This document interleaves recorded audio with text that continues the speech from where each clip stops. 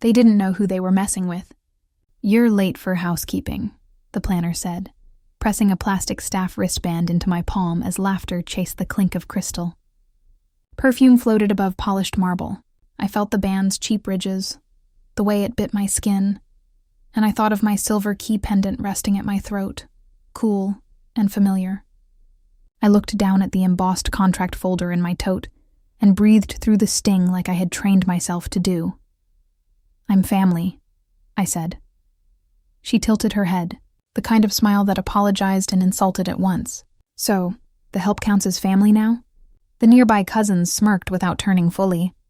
The chandelier threw light that made me feel both seen and erased. I could hear Claire's laugh from the far end of the room, high and clean like champagne fizz. My name wasn't on any sign, but my deposit sat on page 1.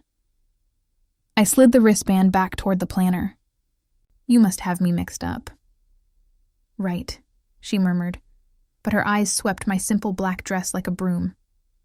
"If you could just make sure the water spill gets handled." I walked inside anyway. Heat bloomed in my cheeks, steady and humiliating, and I sized the room the way rooms had always sized me. Table assignments, eye contact, who gets the soft chairs and who clears them. I let the music wash over me and put my hand to the folder as if it were a railing. Page 7 waited. Harassment clause, incident report, penalties for public denigration. I didn't need to raise my voice. The policy could do it for me. Daniel had said, before we left the car, "Don't make tonight about you." I had nodded, wanting peace, wanting to believe grace would be returned if offered first. Then a stranger branded me housekeeping, and the old ache returned. The mop handles in college, the way good people disappear when it's convenient.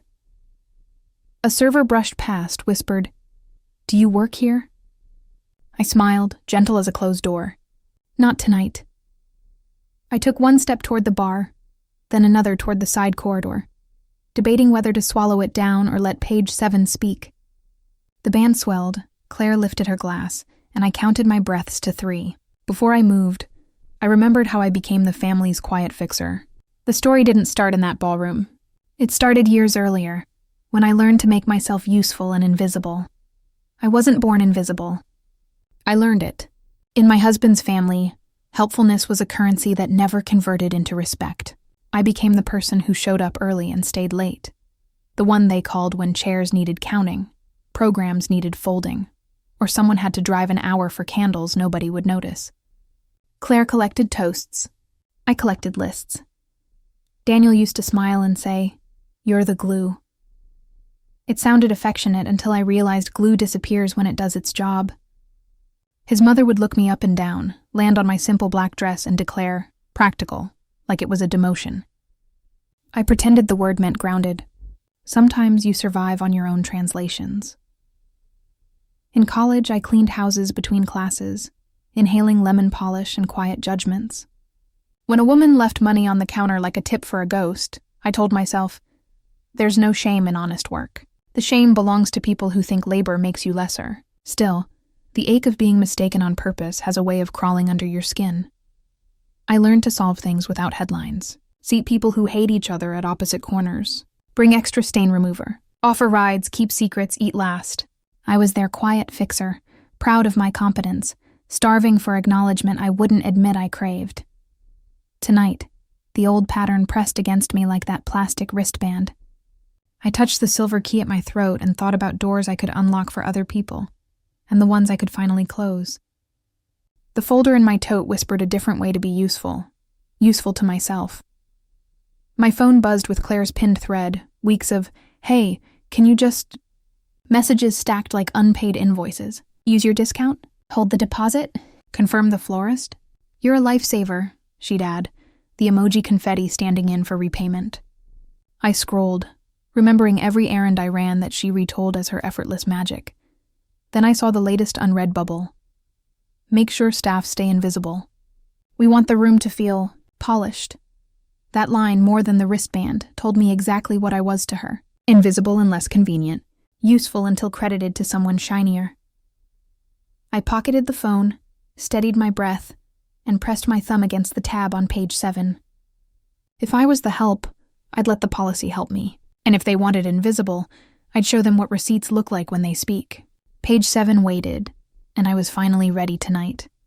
I kept the receipts long before anyone raised a glass. Weeks earlier, Claire had tilted her head and said, "Could you use your corporate discount?" Just this once. Just this once always meant forever until I said stop. I booked the venue and watched $5,000 land on my card with a cheerful confirmation email. "You'll reimburse me by Friday?" I asked. "Of course," she said.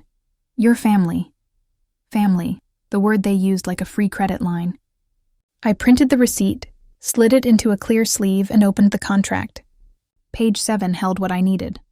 Harassment clause, penalties, incident reports, the manager's direct line. I highlighted the paragraphs like a student cramming for a test I hoped I wouldn't have to take. Claire texted, "Make sure staff stay invisible. We want the room to feel polished." I stared at the ellipsis as if it could apologize. I pinned the thread and took screenshots with timestamps, then forwarded them to my own email, subject line, in case. They thought I'd stay quiet. I had given my silence a microphone. At the venue walkthrough, the manager, Mr. Patel, handed me his card. "If anything feels off, text me," he said. I slipped the card behind page 7. Little things, a business card, a printed receipt, a yellow tab, became armor you could hold. Friday came and went. No reimbursement. Monday arrived with a new message. "You're a lifesaver, confetti and none of the money." I replied, "Please process the deposit today." She sent a thumbs up and a selfie of shoes. I remembered wiping strangers' countertops in college, counting on tips that never came, and promised the younger me I'd stop paying for other people's polish. I created 3 tabs in the folder: deposit, policy, messages. I wasn't planning revenge.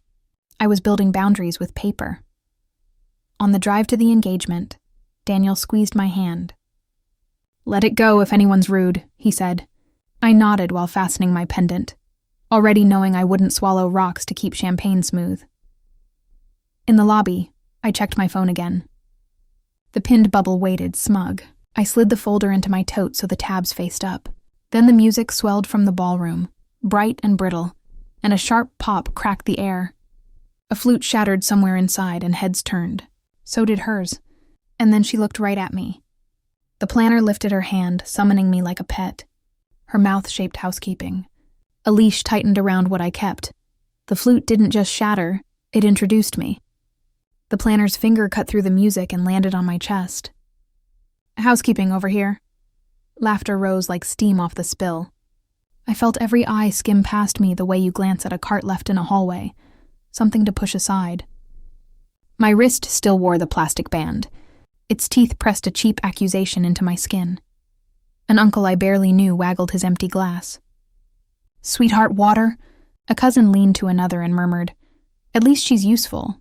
Useful, like a napkin." I smiled the small smile you offer a stranger who has stepped on your foot and pretended not to notice. My pendant cooled my pulse, a coin over a bruise. The folder on my shoulder reminded me I wasn't powerless. I was prepared. I stepped into the corridor, where the music thinned and the air lost its vanity. I lifted my phone, snapped a photo of the wristband digging into my wrist, and added the ballroom doorway in the frame like a witness. I texted Mr. Patel with the picture. Guest misidentified and harassed. Signatory on file. I typed one more line. Standing by to file incident report per PG 7. Delivered. No fireworks, just a blue check and my name spelled correctly by myself. I pressed my back to the cool wall. Shame tried to climb my throat. I swallowed, steady as a metronome. They didn't know who they were messing with, but did I? I'd spent years diffusing other people's messes, telling myself I preferred quiet. Quiet had carved a hollow where my voice should have sat. I hadn't come to perform humility for people who needed a stagehand.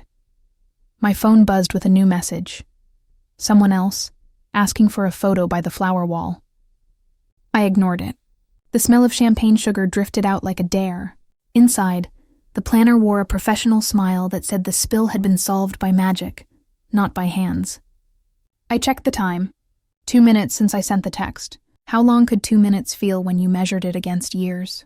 A shadow fell across the corridor. Daniel's cologne arrived before he did. He looked from the band on my wrist to the doorway, to my face. "Hey," he said softly, that peacekeeping tone I knew too well. "What happened?" The music swelled behind him, festive and indifferent, and I felt the edge of the room under my feet. I knew what he was about to ask me not to do. I stood where the music blurred, the chandelier close enough to dazzle and too far to warm me. Daniel stepped into the corridor, took in the plastic band on my wrist, and lowered his voice. "Babe, please don't make a scene." He meant keep the peace, hold the weight, swallow the glass. I felt the old shame climb my throat. Mop handles, bleach burns, the ache of being almost invited. I remembered cleaning a foyer like this and being told to enter by the service door. I had said "of course" like a password and hated how easily it fit. "I didn't make a scene," I said. "They made one on me." He rubbed his brow, eyes skimming the doorway, already calculating whose feelings might be spared. "It's Claire's night," he said. Let it go for me. There it was, my usefulness wrapped in love. Glue again, hold everything together and vanish. The wristband dug in. I turned it until it snapped the tiniest hair on my arm and gave the sting a name. Invisible. I looked at the silver key at my throat. The one I bought when we moved in together. A promise that I could lock or open as I chose. If I was the help tonight, then I was here to help the policy help me. Paper, not pleading. Receipts, not rage. I thought about how many times I'd laughed off a slight to keep a room smooth. The rooms had not kept me. I thought about the $5,000 writing my card while Claire filmed her shoes. About "make the staff invisible" typed by hands that never lifted a chair. About the planner's smile and my cousin's whisper, and the way my name shrank when people wanted free labor. Daniel reached for my hand. I let him hold only my fingers. "We can talk later," I said. He nodded, relieved, thinking I had folded. I wasn't folding. I was finally unfolding the page I had tabbed. I closed my fist around the key until the teeth left a small crescent in my palm. Choice hurt like truth.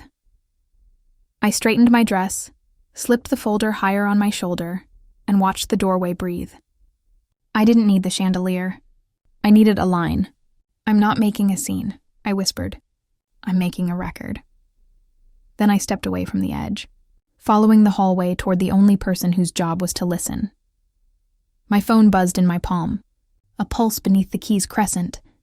Mr. Patel's reply lit the screen. "On my way. Side corridor?" I lifted my chin, rehearsed facts, and waited where the music thinned. I kept the receipts, so my hands stopped shaking the second I opened the folder. Mr. Patel met me halfway down the side hallway, kind eyes catching the edge of the band on my wrist. He gestured to a quiet alcove. I laid everything out on the narrow table like cards I finally dared to play. The deposit receipt with my name, the contract with page 7 lit up in yellow, and screenshots of Claire's texts. Make the staff invisible. Keep the room polished. He read quickly, lips pressing into a line when he hit the phrase invisible. He nodded once. "We have a harassment clause," he said softly, "and an incident report process. You are listed as a signatory and point of contact. Would you like this addressed publicly or discreetly?" I met his eyes. "Address the behavior, not the party," I said. "I don't want a spectacle. I want dignity and a record." He straightened his tie like a promise. "We can do both." The tightness in my chest loosened. I typed a few notes into my phone, time, place, names, while he took a photo of the wristband and the contract highlights for the report. He offered me water. I shook my head. I wanted clarity more than comfort. "Just to confirm," he said, "your card carries the deposit?" "Yes," I said. $5,000. Still outstanding. Understood. The policy allows for a formal apology and vendor review if misidentification or public belittling occurs. I will make a brief announcement acknowledging the error and our standards. Then we can complete the incident report in my office. My heart steadied. They thought I'd stay quiet. The mic was finally turning toward the right story. I touched my key pendant, a private oath. This wasn't vengeance. It was vocabulary. He glanced toward the ballroom. "I'll be measured," he said. "No names, clear boundaries. If any further harassment occurs, we escalate to penalties." "Thank you," I said. "One more thing. Please make sure the housekeeping team hears the apology too." They deserve to see the standard applied, absolutely. He tapped his earpiece. The music dipped a fraction, as if the room already knew it owed someone respect. I breathed in the scent of chilled glass and peonies and felt my spine lengthen. He stepped toward the doorway. I gathered my papers, slid the wristband off, and held it in my palm like a shedskin. The room brightened as he lifted the mic, and I followed, curious who would notice first when the air changed. The music dipped, like the room hiccuped, and a hush slid under the chandeliers. The planner stepped forward, eyes flicking to Mr. Patel's nod, then to the mic. She cleared her throat, smile tightened. We sincerely apologize to any guests misidentified as staff tonight. Our team is committed to hospitality for everyone. The word everyone hung in the air like a chandelier crystal catching light. Heads turned, searching for the lesson. I stood still. Mr. Patel's gaze found mine, steady as a hand on a railing. The housekeeping team at the back lifted their chins, small boats catching a cleaner wind. My wrist felt lighter without the band. Its red indent still circled my skin, proof in fingerprint form. Across the room, my mother-in-law stiffened, pearl clasp pinched like a mouth. She pretended to focus on the florals, then couldn't help it. She looked at me. Daniel followed her line, then mine, and finally saw me seeing him. They thought I'd stay quiet. Then the mic turned on. I didn't need to swallow anything this time. The apology wasn't for me to give or accept. It was for the standard to state itself. A cousin murmured, "What happened?" and another shushed her, suddenly aware that jokes had an audience now. The planner's voice smoothed the last sentence. "If you need assistance, please see management." And she retreated. Smile smaller, ponytail lower. I breathed in and felt the floor find my feet. Daniel started toward me, face careful. "This could have been private," he said when he reached the edge of my bubble. "It was," I said. Until it wasn't. My mother-in-law took a step, then thought better of it. She had never seen me with paper in my hands that wasn't a to-do list. I didn't wave. I didn't bow my head. I let the folder rest against my hip, page 7 humming like a quiet engine. At the bar, Ethan glanced around for Claire, who had been basking like a cat in warm light. The apology reached her last. I watched it land sharp as a pin. She turned, smile brightened past believable, and cut a path straight to me. "Hey," she sang across the carpet, pearls clicking like teeth. "Quick word." I met her halfway, tilting the embossed folder so the gold seal caught the light. "Sure," I said.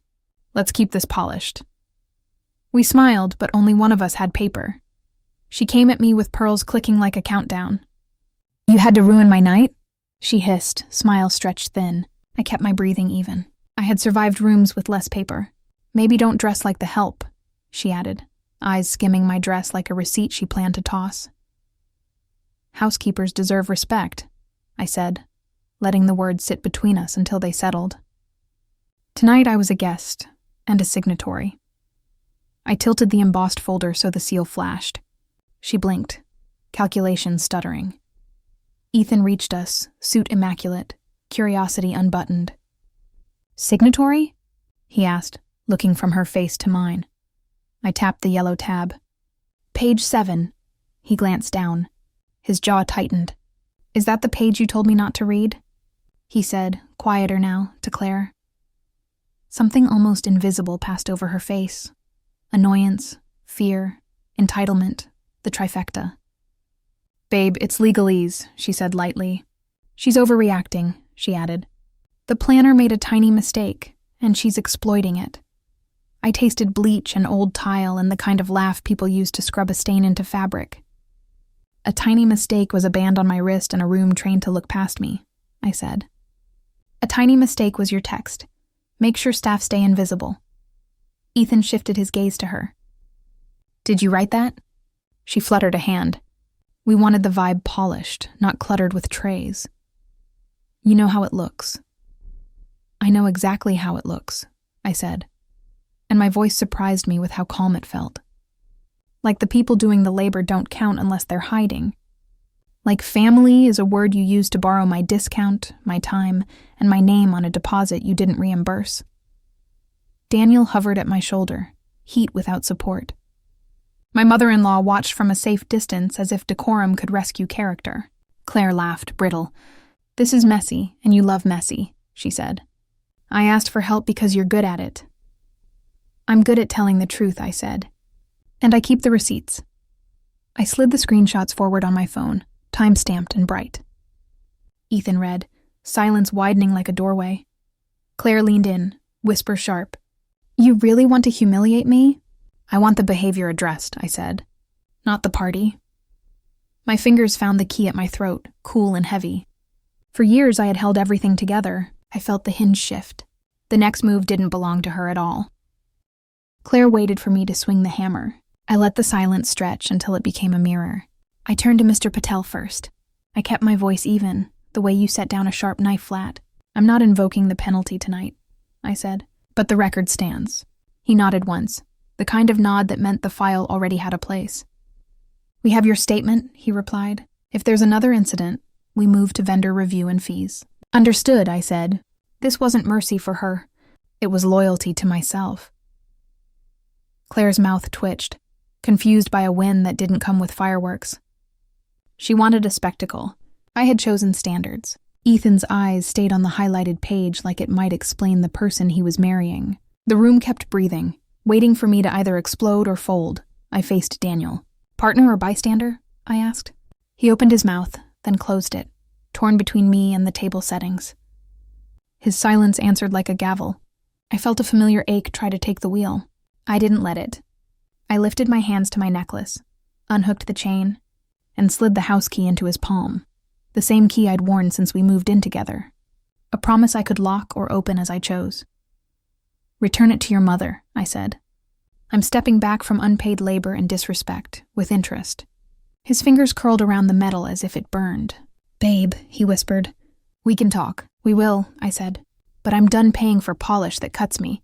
They called me poor." Then the doors opened. Not their doors, the ones inside me that led to rooms with my name on them. I felt taller without the weight of always smoothing edges. Claire folded her arms. "So what now?" "Now," I said. "We do it properly. Mr. Patel and I will complete the incident report. The apology stands. Any further harassment triggers penalties tonight. And your reimbursement lands by morning." Ethan cleared his throat. "May I see those messages?" he asked quietly. I held out my phone, the screenshots bright against the dark. "Read them," I said. "Decide what kind of polish you want to live with." Mr. Patel gestured toward his office. I followed, the key-shaped space on my collarbone cooling like new air, and the room finally looking different. Behind me, the planner straightened her clipboard. Ahead, the office door opened, and I walked toward it carrying my own light inside. Justice didn't need thunder. It needed signatures. In Mr. Patel's small office, we completed the incident report with quiet precision. He asked me to recount the moment. Time, place, words used, witnesses. I read back the phrases like a ledger. "You're late for housekeeping. Make staff invisible. Keep the room polished." And attach the photo of the red welt where the band had bitten my wrist. He photocopied the deposit receipt, clipped my screenshots to the file, and typed my name next to signatory and point of contact. When he finished, he read the policy line aloud, steady as a gavel. "Any further harassment triggers an immediate vendor review and a 15% fee." He underlined it, then slid the document toward me for my signature. The pen felt heavier than it looked. We returned to the threshold of the ballroom. He spoke to the planner in that calm, managerial tone that leaves no edges to argue with. "Standards are now in effect, in writing," he said, "and they apply to everyone." The planner nodded, color high, and tucked a strand of hair behind her ear like she could tidy the moment away. The housekeeping team caught my eye. One of them, a woman about my age, lifted her chin in a small salute. The band struck a soft chord as if to cover the seam. Ethan appeared beside us. "May I see those texts?" he asked. I handed him my phone. "Make sure your future wife respects the people who make nights like this possible," I said, not unkindly, just true. His thumb scrolled. When he reached "keep the help invisible," something in his face unclenched, and then sagged. He glanced at Claire, who stood a few paces away, smile pinned like a corsage. "You wrote this?" he asked. She rolled a shoulder. It was a vibe note. He didn't answer. The hush that followed spread outward, small at first, then visible, like a ripple through glass. People pretended not to listen, which is how listening looks at parties. My mother-in-law studied the floral arrangements with ferocious interest. Daniel hovered, eyes on me, not moving. Ethan exhaled and turned back to me. "I'm sorry," he said, voice low. "That shouldn't have been said, and it shouldn't have been done." The apology was his, not mine, and it landed in the right place. I slid the plastic wristband off, its teeth finally letting go, and set it on a cocktail table like a surrendered lie. "Congratulations," I said, meeting Claire's eyes. "May your marriage honor everyone at the table." I meant the caterers, the cleaners, the cousins, and me. She swallowed and looked away, as if the room had rearranged itself and she didn't know where to stand. The policy spoke, so I didn't have to shout. I thanked Mr. Patel, gathered my folder, and felt the lightness at my collarbone.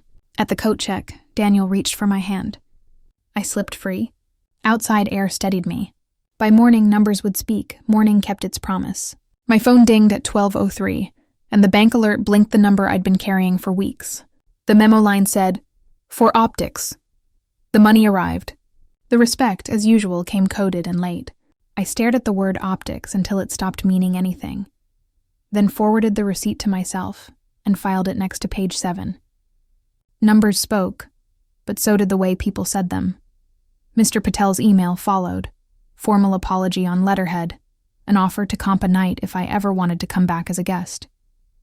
I read it twice, appreciating the verbs: acknowledge, prevent, assure. A DM pinged from the housekeeping supervisor. "Thank you for standing up for us."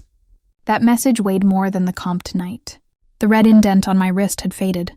Their gratitude didn't. Daniel texted, "Can we talk? I'll go to counseling." I read it in the kitchen light and felt the old mixed ache. Love and labor braided together until you couldn't tell which strand cut skin. When I needed a partner in the room, he chose quiet. Now he offered effort. Both truths could stand. I poured coffee and wrote in my notes app like a witness. They thought I needed their table. I've been building my own. Claire's bubble popped up next, breezy as confetti. Brunch? Let's pretend last night didn't happen. The audacity of pretend, the way it tried to sand down edges I had finally made visible. I thumbed the key pendant, the chain a ghost across my collarbone, and felt an unexpected calm. Pretend was a currency I had run out of. I scrolled up to the pinned thread and unpinned it. The silence that followed felt like clean air.